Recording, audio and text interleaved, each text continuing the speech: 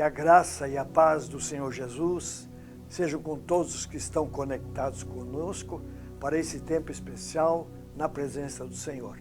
Meu desejo é que Deus ministre o seu coração, Deus lhe abençoe e leve você cada vez mais a compreender o seu amor e a viver uma vida que verdadeiramente glorifique o seu nome. Eu quero compartilhar uma palavra de Deus que está no Evangelho de João, no capítulo 1, versículos 29 até 34, onde diz assim: No dia seguinte, vendo que Jesus vinha em sua direção, João disse: Eis o Cordeiro de Deus que tira o pecado do mundo. Este é aquele a respeito de quem eu falava, quando disse: Depois de mim vem um homem que é mais importante do que eu, porque já existia antes de mim. Eu mesmo não o conhecia, mas vim batizando com água, a fim de que ele fosse manifestado a Israel. E João testemunhou dizendo: Vi o Espírito descer do céu como pomba e pousar sobre ele. Eu não o conhecia.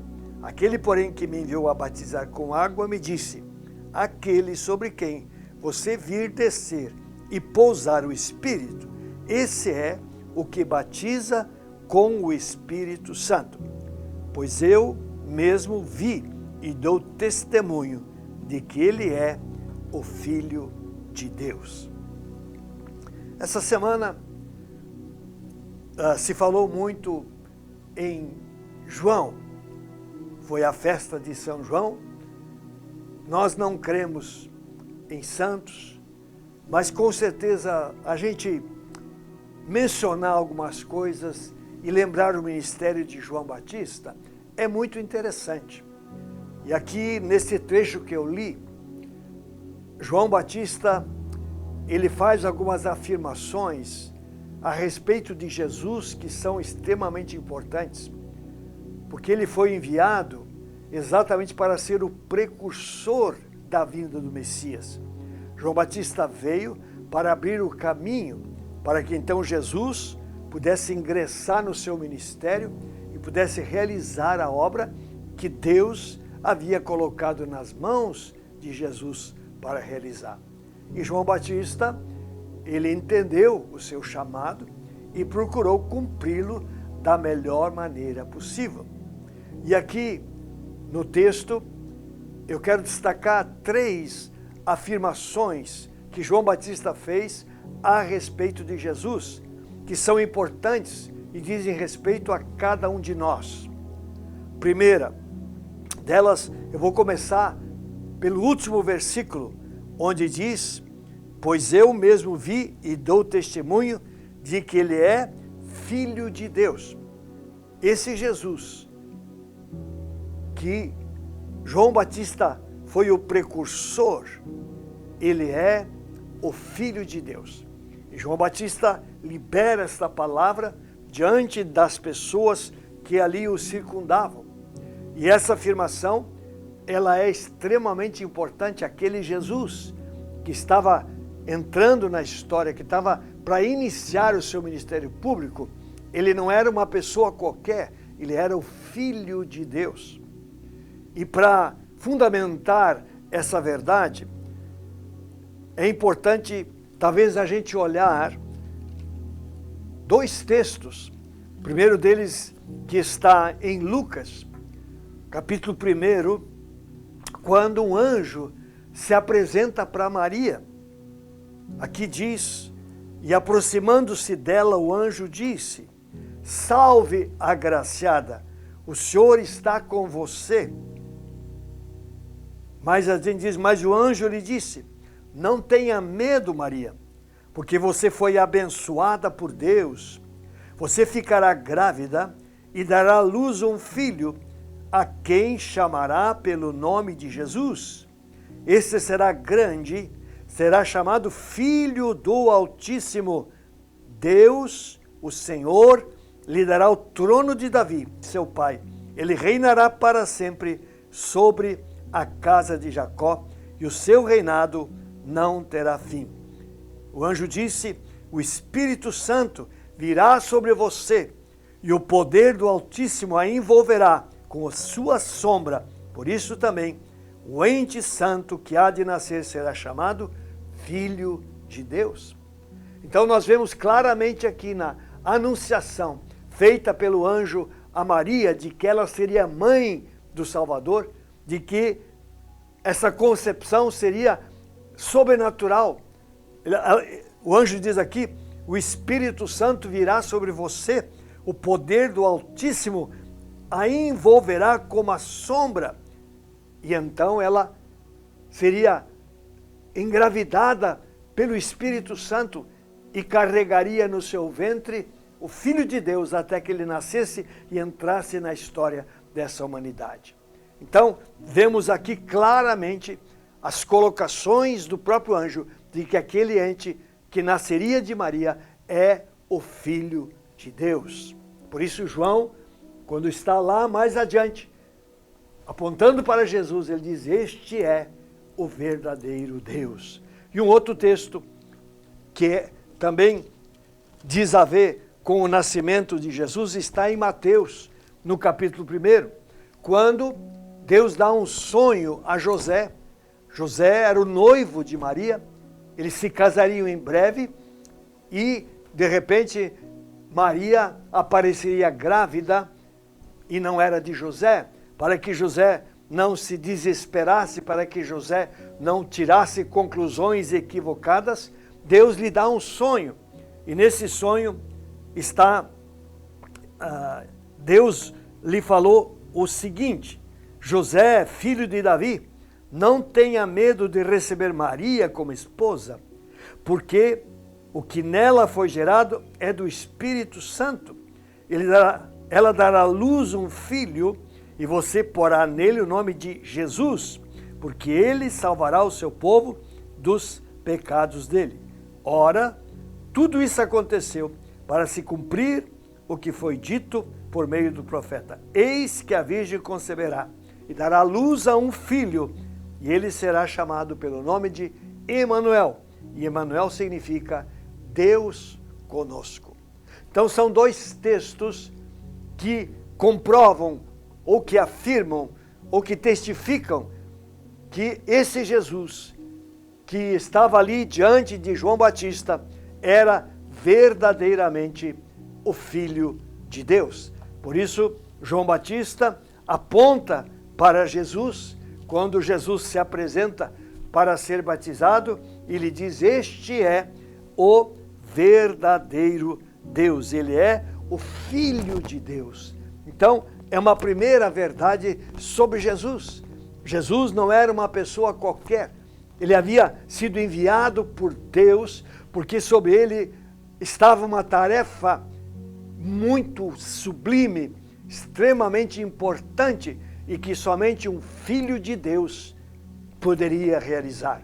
Então, uma primeira colocação preciosa e importantíssima a respeito da pessoa de João Batista. Uma segunda afirmação está lá no versículo 29, quando João Batista aponta para Jesus e diz, eis o Cordeiro de Deus que tira o pecado do mundo. Eis o Cordeiro de Deus que tira o pecado do mundo. Então, aqui João está profetizando, está declarando, está, vamos dizer assim, dizendo às pessoas qual era o propósito da vinda de Jesus, qual era a sua missão, qual era a sua tarefa. E aqui diz, o Cordeiro de Deus que tira o pecado do mundo. Nós lemos lá em Isaías 53 que Jesus, ele foi como um cordeiro mudo que foi ao matadouro, que ele não abriu a sua boca. Então, a Bíblia já profetizava que Jesus seria o cordeiro.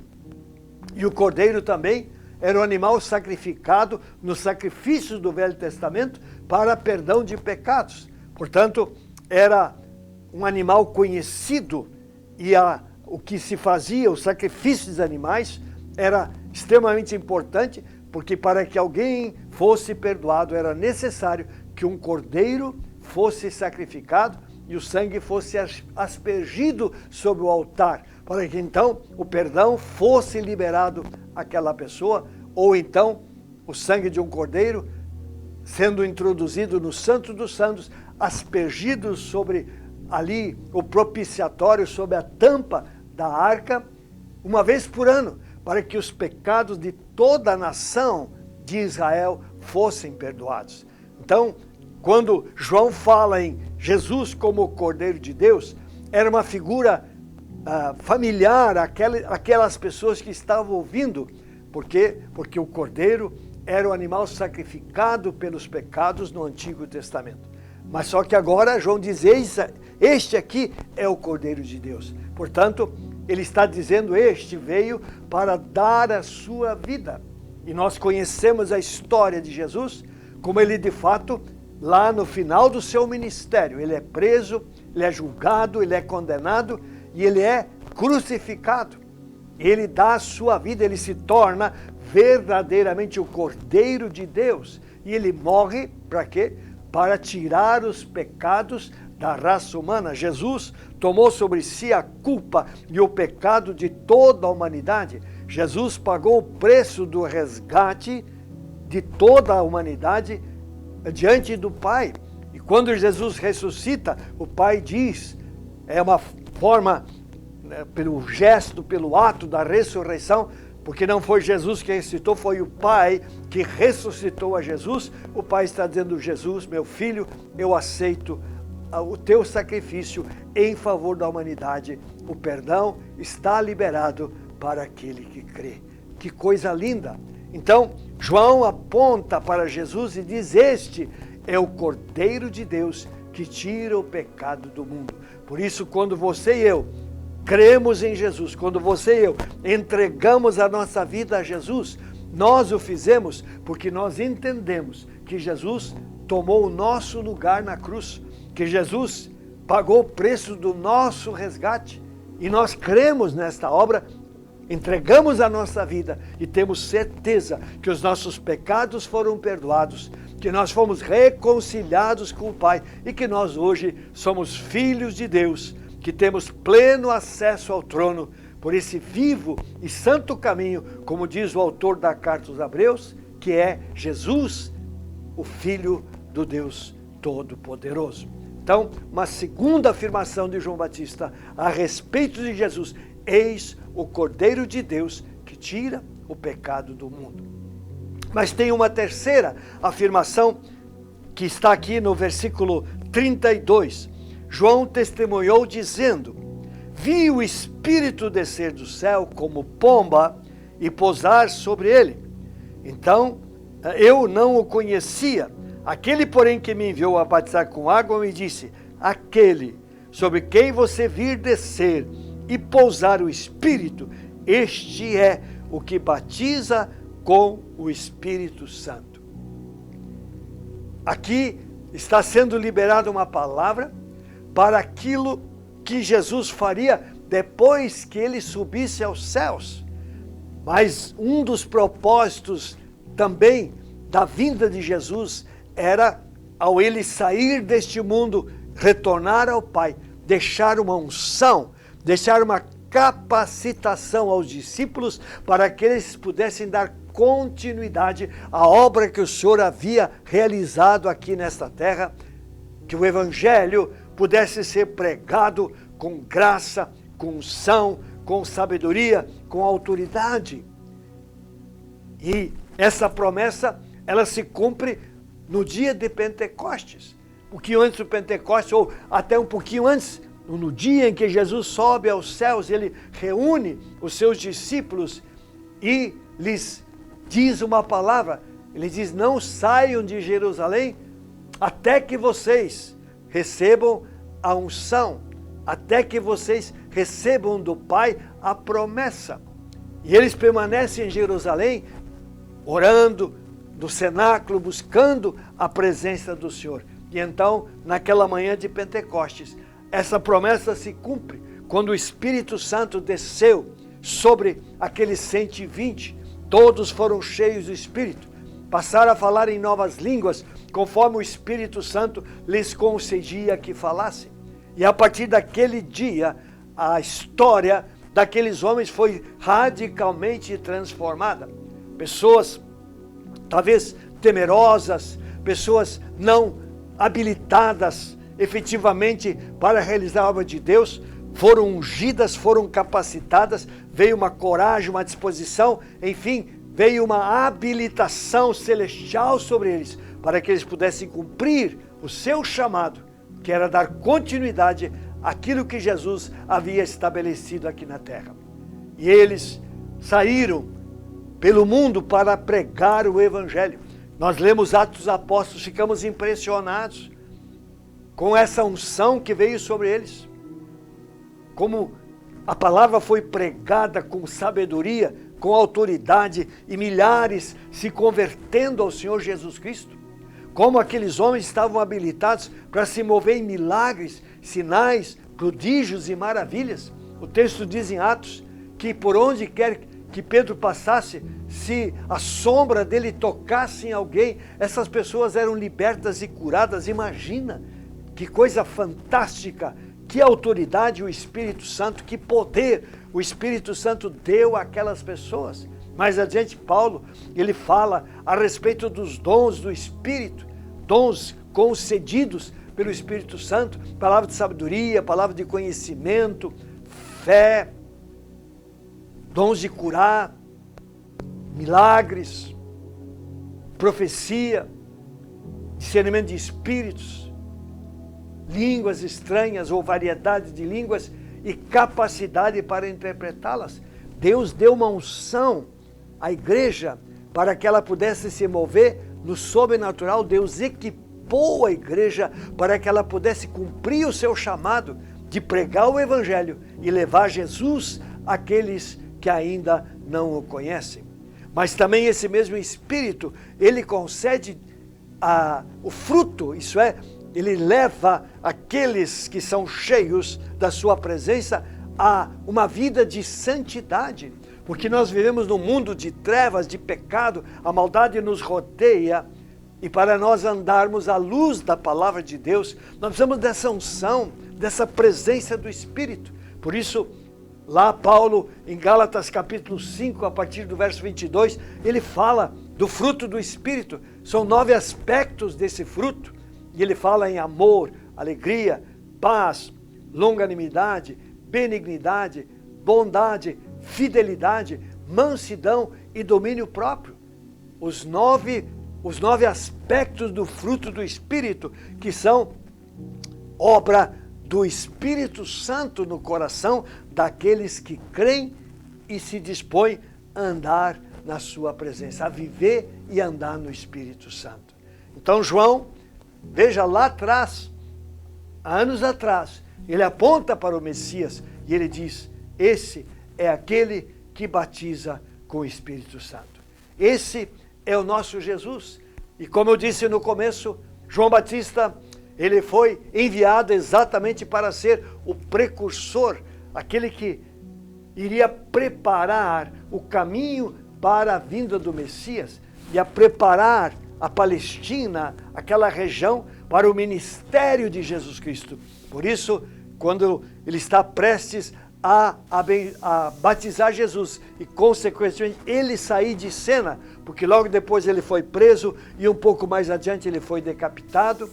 Então, antes disso acontecer, ele aponta para Jesus e exatamente diz: este é o verdadeiro Filho de Deus. Ele diz: este é o Cordeiro de Deus que tira o pecado do mundo. E ele diz: este é aquele que batiza com o Espírito Santo. Este é Jesus. São algumas virtudes ou alguns aspectos da obra que Jesus veio realizar e que ele ainda hoje realiza na vida das pessoas. Por isso, nós somos sempre de novo desafiados a render completamente a nossa vida a Ele. Somos desafiados a conhecê-lo cada vez mais, a nós realmente crermos nele de coração, andarmos na sua presença, vivendo a vida cristã, adorando e exaltando o seu nome, proclamando a sua salvação àquelas pessoas que ainda não o conhecem. Por quê? Porque Jesus é o Filho de Deus, porque Jesus é o Cordeiro de Deus que tira o pecado do mundo, porque Jesus é aquele que batiza com o Espírito Santo. Que esse Jesus seja Deus e seja Senhor na tua vida e no teu coração. Eu quero orar. Senhor meu Deus, que lindo o ministério de João Batista, que o Senhor enviou como precursor da vinda do Messias. Começou o seu ministério 6 meses antes de Jesus começar o seu, e foi tão tremendo, Senhor. Palavras preciosas que estão registradas aqui nos evangelhos. Pai, eu quero te glorificar e te louvar, porque é bom a gente poder ler a respeito de personagens que o Senhor enviou, pessoas que entenderam o seu chamado, pessoas que cumpriram o propósito para o que o Senhor os havia enviado. E com certeza João Batista foi uma dessas pessoas que entendeu. Tanto é que Jesus disse que não houve ninguém maior do que ele nessa terra. Ele foi o maior profeta. Por quê? Porque ele recebeu uma atribuição e ele cumpriu essa atribuição. Por isso, Deus, eu quero te glorificar, eu quero te louvar, Senhor. Pai, e que, ó Deus, o Senhor, Deus, ministre a cada um que está assistindo a esse momento. Pai, que o Senhor, ó Deus, pelo Espírito, abra a mente de cada um para entender quem é Jesus, para que todos tenham cada vez mais, ó Deus, um compromisso real com o Senhor, rendam-se completamente a Ele, estabeleçam-no como Deus e Senhor das suas vidas, Pai, para que assim, ó Deus, não apenas sejam pessoas salvas, mas sejam pessoas que possam, ó Deus, manifestar o caráter de Jesus Cristo por onde quer que andarem e possam testemunhar do amor e da grandeza desse Senhor aquelas pessoas as quais ainda não o conhecem. Pai, eu quero orar e abençoar a cada ouvinte em nome de Jesus. Amém. Antes de encerrar, só lembrando, esse final de semana é o primeiro final de semana do mês, portanto, nós teremos sexta-feira o nosso dia de mobilização. A partir das 14 horas, nós estaremos orando aqui até às 18 horas, intercessão, oração, batalha espiritual, busca de Deus, e nós convidamos quem de fato tiver possibilidade, passe um tempo, esteja conosco, clame, ore, precisamos buscar a face do Todo-Poderoso. Das 18 até as 20 horas, nós teremos adoração. Vamos estar adorando o Senhor na beleza da sua santidade. Vamos estar glorificando pelo Deus que Ele é, por aquilo que Ele tem feito. Das 8 horas em diante, nós vamos ter um culto de ativação de dons espirituais, um culto de milagres, um culto do sobrenatural de Deus. E eu tenho profetizado, Deus fará coisas extraordinárias na sexta-feira, nesse culto, a partir das 20 horas.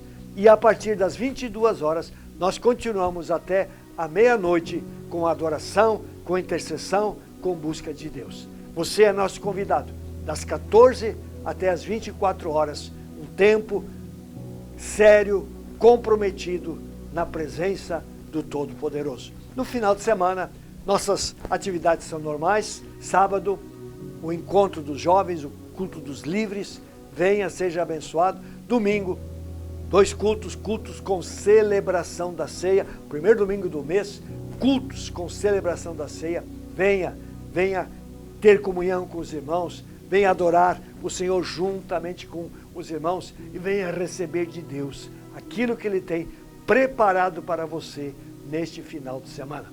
Obrigado por você ter estado conosco. Deus abençoe a tua vida e a tua casa.